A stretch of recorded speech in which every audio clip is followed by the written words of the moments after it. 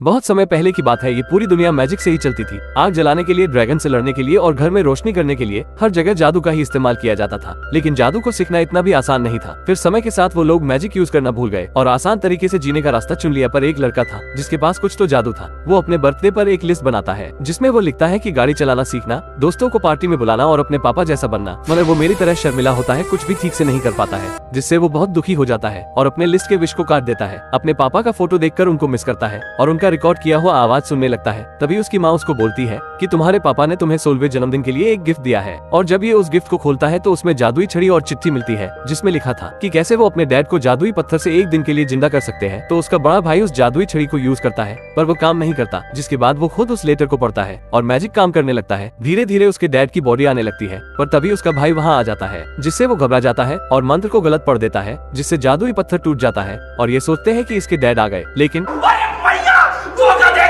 इनके डैड का आधा ही शरीर आ पाता है। तो बार्ली कहता है पैसा बर्बाद बहन। तो इसका भाई बताता है मुझे पता है ये स्टोन कहाँ मिलेगा और एक कार्ड दिखाता है जिस पर मैंटिकोर लिखा था और ये धूम मचाले करते हुए स्टोन लेने निकल जाते हैं। ये मैंटिकोर के पास पहुँच जाते हैं। ये आधी बिच्छू और आधी ड्रैगन थी। बार्ली इससे फिनिक्स स्टोन का पता पूछता है तो ये इनको एक मैप देती है और फिर पता नहीं कौन से सस्ते नमक के नशे करती है कि अपने रेस्टोरेंट को ही आग लगा देती है। तो ये दोनों भाई अपने आधे बाप को उठाकर बड़ी मुश्किल से बाहर निकलते हैं और गाड़ी लेकर 9-2-11 हो जाते हैं। मगर इनके जाते ही इनकी माँ भी वहाँ आ जाती है और मैंटिकोर से अपने बेटों के बारे में पूछती है तो ये बताती है कि वो दोनों फीनिक्स पत्थर को ढूंढने गए हैं और मुझे पता है अब वो कहाँ होंगे। तो ये मैंटिकोर को कार में डालकर रफू चक्कर हो जाती है। लेकिन पुलिस वाला ये मैंटिकोर से उसकी तलवार के बारे में पूछती है तो वो बताती है कि मैंने वो तो दारू में उड़ा दी। वाह दीदी, वाह दीदी।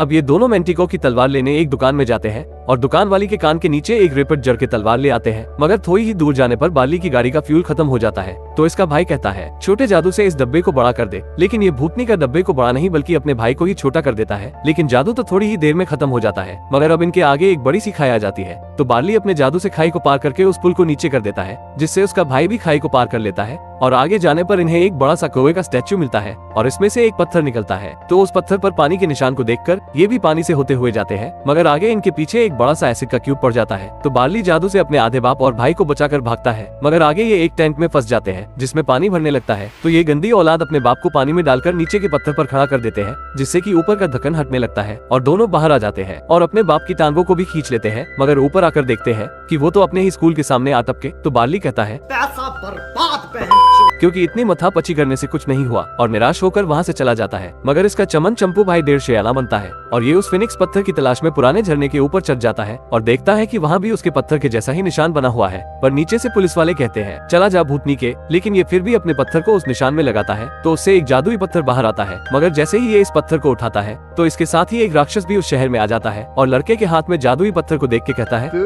तो गया बेटे, और उन पर आग से हमला करने लगता है कि तभी उसकी मम्मी मारती है सुपर हीरो लैंडिंग और राक्षस की खटिया खड़ी कर देती है। मगर राक्षस तो एक चमाट में ही इनकी हवा टाइट कर देता है और बार्ली भी जादुई पत्थर से अपने बाप को जिंदा करने लगता है कि राक्षस भी तेजी से उनकी ओर आने लगता है। तो बार्ली अपने भाई को अपने पापा के पास छोड़कर खुद उस राक्षस से लड़ने लगता है। तो राक्षस भी कहता है चला जा भूतनी के, जिससे बार्ली नीचे गिर जाता है और उसकी जादुई छड़ी भी समुद्र में गिर जाती है। फिर ये राक्षस दोबारा उस जादुई पत्थर की ओर जाने लगता है। तो बार्ली देखता है कि उसके हाथ पर जादुई छड़ी का एक छोटा सा तिनका है। तो ये उस तिनके से अपनी छड़ी बना लेता है और इधर से उसकी माँ भी तलवार को फेंक देती है। तो ये जादू से अपनी माँ की तलवार को उस राक्षस के आर पार कर देता है, जिससे राक्षस खलास हो जाता है और बार्ली उसके मलबे में फंस जाता है। तो ये पत्थरों के बीच से अपने पापा और भाई को देखता है कि तभी सूरज डूबने के साथ ही इसके पापा भी गायब हो जाते हैं। फिर बार्ली को उसका भाई मलबे से बाहर निकालता है और अपने गले से लगाता है। अब उसके शहर में जादू का दोबारा से इस्तेमाल होने लगा है और अपना बार्ली भी अब स्कूल में बच्चों को जादू सिखाता है। अगर आपको वीडियो अच्छी लगी हो तो लाइक जरूर करें। ये आपके लिए तो फ्री है पर इससे हमारी बहुत मदद होती है।